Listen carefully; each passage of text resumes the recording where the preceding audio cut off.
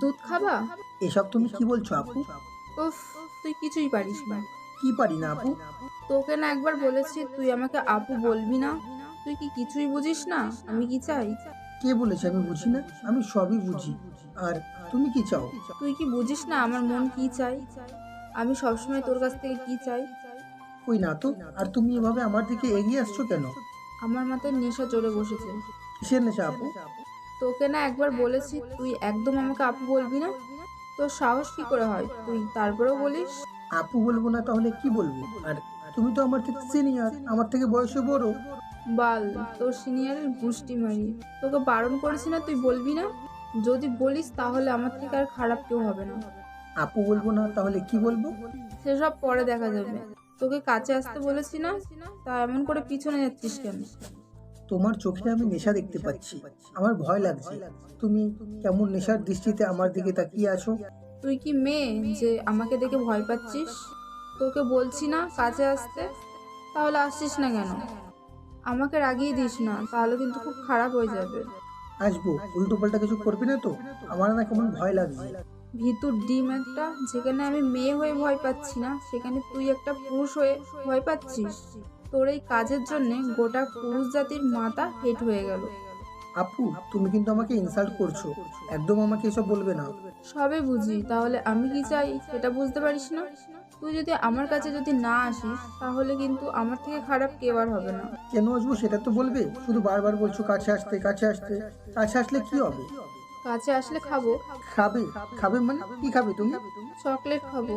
তোর কাছ থেকে আমার চকলেট খেতে অনেক ভালো লাগে। প্লিজ সোনা, কাছে আয়। এইভাবে আর দূরে থাকিস না, আমি আর সহ্য করতে পারছি না। আপু, তোমার কথা কিন্তু আমার বেশি ভালো ঠেকছে না। আমি তোমার কাছে আসবো না, আমার ভয় লাগছে। তুমি নিশ্চিত উল্টো পাল্টা কিছু একটা করবে? করলে তো তোর সাথেই করব, বাইরের কারোর সাথে তো আর করব না। তোকে কাছে আসতে বলেছি, তুই কাছে আসবি কিনা বল, নাকি আমাকে আসতে হবে? আমি কাছে আসলে কিন্তু বিষয়টা বেশি ভালো হবে না, সেটা তোর জন্য।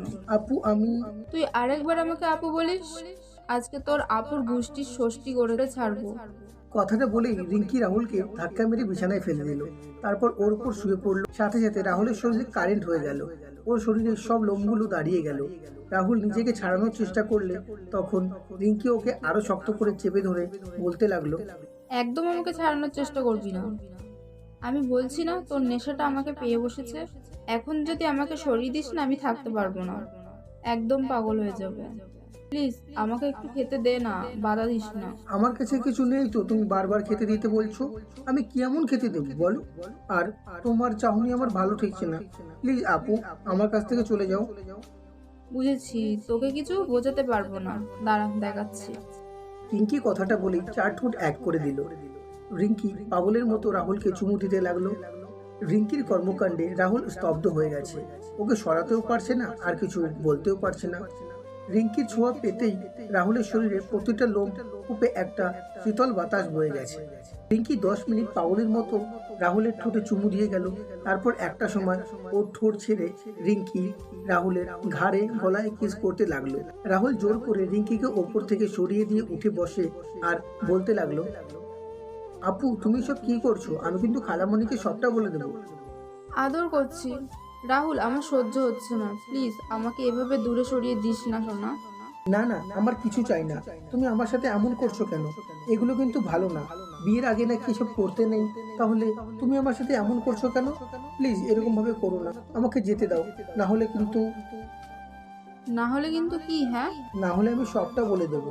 তুমি যদি এরকম করো তাহলে আমাকে এখান থেকে চলে যেতে হবে। তোর যা ইচ্ছা তুই কর, তারপরেও আমাকে এখন আদর করতে দে আর আমাকে একটু শান্ত করে দে। প্লিজ এরকম করিস না সোনা। বললাম তো আমার মধ্যে আগুন জ্বলছে। তোর নেশা কাটবে না যতক্ষণ না তোর আদরটা না পাবো। আর তুই এখান থেকে চলে যাবি মানে? তুই এক পা বাড়িয়ে দেখ, তোর পা গুলো আমি ভেঙে গলায় ঝুলিয়ে দেবো। কুত্তা হারামি, আমি তোকে ভালোবাসি আর তুই কি না আমাকে ছেড়ে চলে যাবি? তুই বুঝিস না আমি তোকে কতটা ভালোবাসি, তোকে কতটা কাছে চাই। আর তুই একটু আমার কাছে আসিস না, একদম এইসব কথা মুখে যেন না শুনি, তাহলে কিন্তু আমার থেকে খারাপ আর কেউ হবে না। তুমি কি পাগল হয়ে গেছো? বুঝতে পারছো না তুমি কি চাইছো? এটা দেখো, এটা কোনোভাবেই সম্ভব না। আমাদের বিয়ে হয়নি, আর তার উপর আমি তোমাকে ভালোবাসি না। তাহলে আমাদের মাঝে উল্টোপাল্টা কিছু হয়ে গেলে তখন বাসার সবাই জানতে পারলে অনেক খারাপ হয়ে যাবে। বললাম তো আমার তাতে কিছু যায় আসে না। আমি শুধু তোকে নিজের করে পেতে চাই। বললাম না, আর কখন কি হবে সেটা পরে দেখা যাবে। তুই আমাকে আদর করবি কিনা সেটা বল। তোর আদর না পেলে কিন্তু আমি পুরো পাগল হয়ে যাচ্ছি। প্লিজ জানটা আমার কাছে একটু আয়। আমার ভিতরে যত আগুন জ্বলছে সবটা আজকে নিভিয়ে দে। রিঙ্কির এরকম কথা শুনে রাহুল অনেকটা অবাক হয়ে গেছে। রিঙ্কি একটা নেশাভরা দৃষ্টিতে ওর দিকে তাকিয়ে আছে। রাহুল বুঝতে পারলো এখানে থাকলে উল্টোপাল্টা কিছু একটা হয়ে যেতে পারে।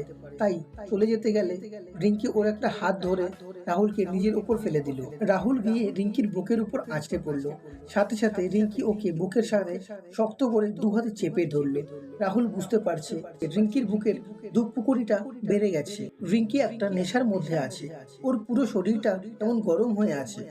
রাহুল নিজেকে ছাড়িয়ে নিতে গেলে তখন রিঙ্কি ওকে আবারও এলোপাথারি কিস করতে লাগলো। রিঙ্কির এমন স্পর্শে রাহুল অনেক বেশি উত্তেজিত হয়ে গেল। রাহুলকে আরো উত্তেজিত করে দেওয়ার জন্য রিঙ্কি ওর শার্টটা খুলে ফেলে। তারপর রাহুলের বুকের ওপর কয়েকটা কিস করে দেয়। সাথে সাথে রাহুলের চোখগুলোতে আগুন জ্বলতে শুরু করে। রাহুল পুরো মাতাল হয়ে যায়। রিঙ্কি জানে এই জায়গাটা রাহুলের সবচেয়ে বেশি দুর্বলতা। ওর বুকে স্পর্শ করলে রাহুল থাকতে না পেরে রিঙ্কিকে নিজের কাছে টেনে নেয়। তারপর ওর ঠোঁটগুলো চুষতে থাকে। রাহুলের কর্মকাণ্ডে রিঙ্কি বুঝতে পারে ও পুরো পাগল হয়ে গেছে। এখন আর ওকে জোর করে কিছু করাতে হবে না। রাহুল আপনা আপনি নিজে থেকেই সবটা করবে। রাহুল রিঙ্কির নাকে, মুখে, গলায়, ঘাড়ে অনবরত চুমু দিতে লাগলো। রিঙ্কি এমনিতেই অনেক বেশি উত্তেজিত ছিল। তার উপরে রাহুলের স্পর্শ পেতেই ও আরো বেশি হট হয়ে গেল, যার জন্য রাহুলকে বারবার আঁকড়ে ধরছিল আর পাগলের মতো কিস করে যাচ্ছিল। একটা সময় দুজনে দুজনের গা থেকে সব কাপড়গুলো খুলে ফেলে। তারপর দুজনকে আদর করতে শুরু করে। ওদের ধারণাতে নেই যে ওরা এখনো স্বামী স্ত্রী নয়। ওদের মাঝে তেমন কোনো সম্পর্ক নেই। আর সম্পর্কে ওরা দুজন ভাই বোন। কি ভাবছেন? এমনটা বলার কারণ কি? রিঙ্কি আর রাহুল খালাতো ভাই বোন। রিঙ্কি কিছুদিন হলো বুঝতে পেরেছে ও রাহুলকে ভালোবাসে। কারণ রাহুল সেই কলেজে ওঠার পর থেকে ওদের এখানে এসে পড়ালেখা শুরু করেছে। আর রিঙ্কি ওর সাথে মিশতে মিশতে কখন যে ওর উপর এত বেশি দুর্বল হয়ে পড়েছে সেটা নিজেও জানে না।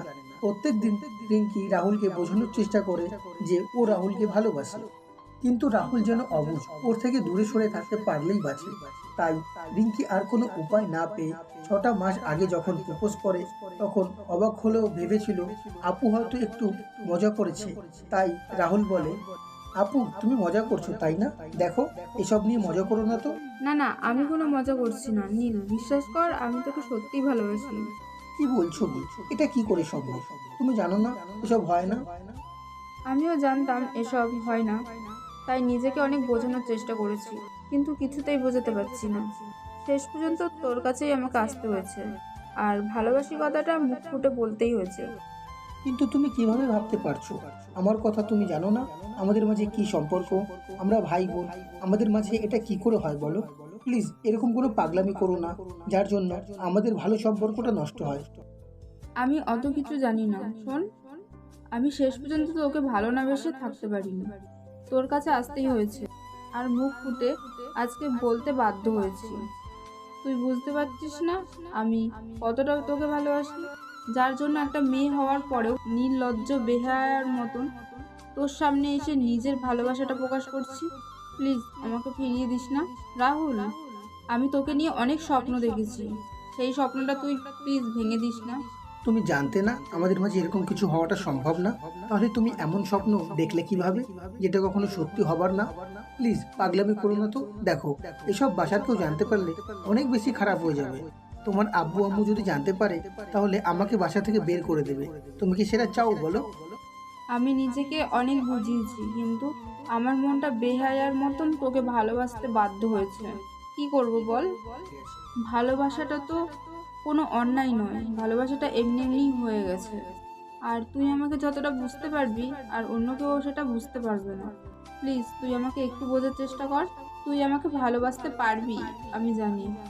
আমি শুধু তোর খালাতো বোন বলে তুই আমার থেকে দূরে থাকিস, না হলে অনেক আগেই তুই আমাকে ভালোবাসতিস আর নিজের করে নিতিস, তাই না? সেটা বোন না হলে, কিন্তু তুমি আমার বোন, তাই আমার পক্ষে তোমাকে ভালোবাসাটা সম্ভব না। প্লিজ পাগলামি করো না। যদি এমনটা করো তাহলে খালামণি জানতে পারলে অনেক বেশি কষ্ট পাবে, আর তখন আমাকেই ভুল বুঝবে। কেউ তোকে ভুল বুঝবে না, তুই শুধু একটাবার আমাকে ভালোবেসে দেখ, আমি বাসায় সবাইকে রাজি করাবো। আমি যেভাবেই হোক তোকে নিজের করে নেব, তার আগে তোকে রাজি হতে হবে। আমি জানি তো তুই আমাকে কতটা পছন্দ করিস। আপু, আমি সেটা তোমাকে বোন হিসাবে পছন্দ করি, কারণ তুমি অনেক ভালো একটা মেয়ে। তারপরেও কেন এরকম পাগলামি করছো? তুমি বুঝবান একটা মানুষ হয়ে যদি অবুঝের মতো কাজ করো তাহলে কেমন হয় বলো তো? প্লিজ এমনটা করো না, একটু বোঝার চেষ্টা করো। এই সম্পর্কটা আর কখনো সম্ভব না। তাহলে তুমি কেন বুঝতে চাইছো না? আমি অত কিছু বুঝতে চাই না, শুধু তোকে ভালোবাসি, আর তোকে নিজের থেকেও বেশি ভালোবেসে ফেলেছি। যদি নিজের করে না পাই তাহলে তোকে অন্য কারোরও হতে দেব না। আর যদি তুই আমাকে ভালো না বাসিস তাহলে আমি কি করব আমি সেটাও নিজেও জানি না। তোমার মাথা ঠিক নেই, তাই তুমি পাগল হয়ে গেছো, তাই সব উল্টোপাল্টা কথা বলছো, যেটা কখনো সম্ভব না। সেটা নিয়ে তুমি কি করে ভাবতে পারলে? আমি তোমার এই চিন্তাধারা দেখে অবাক হয়ে যাচ্ছি আপু। আমি পাগল হয়ে গেছি তোর নেশায়, আমাকে পুরো পাগল করে দিয়েছিস। তোর প্রেমে পড়ে আমি পাগল হয়ে গেছি, তোকে পাগলের মতন ভালোবেসে ফেলেছি। তুই সেটা বুঝতে পারছিস না। আমার এতটা কাছে থেকেও তুই কেন বুঝতে পারছিস না? আমি তোকে শতবার বোঝানোর চেষ্টা করেছি, আর তুই আমাকে বারবার ইগনোর করছিস। একটু বোঝার চেষ্টাও করছিস না। একটু বোঝার চেষ্টা করো শোনা, আমি তোকে ছাড়া থাকতে পারবো না। তোর থেকে যতটাই দূরে থাকার চেষ্টা করেছি তত বেশি আরো পাগল হয়ে যায়। কেন এরকম ভাবে কষ্ট দিচ্ছিস আমাকে? একটু বোঝার চেষ্টা কর। খুব কষ্ট হবে তোকে ছেড়ে দূরে থাকতে। আমি একটা মুহূর্ত তোকে ছাড়া নিঃশ্বাস নিতে পারি না, দম বন্ধ হয়ে আসে। প্লিজ আমাকে ভালোবেসে একটু বুকে আগলে নে। বুঝতে পারছি তোমার সাথে কথা বলে কোনো লাভ হবে না, তাই না? আচ্ছা ঠিক আছে, এসব নিয়ে আমি আর কোনো কথা বলতে চাই না। আর যদি তুমি বেশি জোরাজুরি করো তাহলে আমি খালামণিকে সবটা বলে দেবো। তোর যা খুশি তাই কর, তারপরেও তুই আমাকে একটু ভালোবাসিস। তোমার সাথে কথা বলে কোনো লাভ হবে না, তাই সেখান থেকে চলে যাই। রিঙ্কি প্রায় 6টা মাস রাহুলকে বোঝানোর চেষ্টা করে, কিন্তু রাহুল ওকে খালাতো বোন ভেবে দূরে থাকতো। আর রিঙ্কি ওকে অনেক ভালোবাসে। রাহুল ওকে ইগনোর করে দূরে সরিয়ে দেওয়ার চেষ্টা করে, কিন্তু রিঙ্কি ওকে ভালোবাসে, তাই ওর থেকে দূরে থাকাটাও ওর পক্ষে সম্ভব না। রিঙ্কি ততবারই নির্লজ্জ বেহায়ার মতো বারবার ওর কাছে ফিরে আসে। রিঙ্কি খুব সহজে রাহুলকে নিজের করে নিতে পারবে, কিন্তু সেটা হয়নি। তাই আজকে এরকম একটা কাজ করেছে। রিঙ্কি ভেবেছে যদি রাহুলকে নিজের মায়ায় ফেলতে পারি তাহলে রাহুল ওকে নিজের করে নেবে, আর এইসব আম্মু আব্বুকে বলবে। সবটা শোনার পর আব্বু ঠিকই ওদের মেনে নেবে আর ওদের বিয়েটা দেবে। তাই এই পুরো ঘটনাটাই প্ল্যান করেই করেছে। ভিডিওটি কেমন লাগলো কমেন্ট করে অবশ্যই জানাবেন। আর তোমরা কিরকম গল্প শুনতে পছন্দ করো কমেন্টে অবশ্যই বলবে। আমরা চেষ্টা করব তোমাদের মন পছন্দের গল্প আনার জন্য।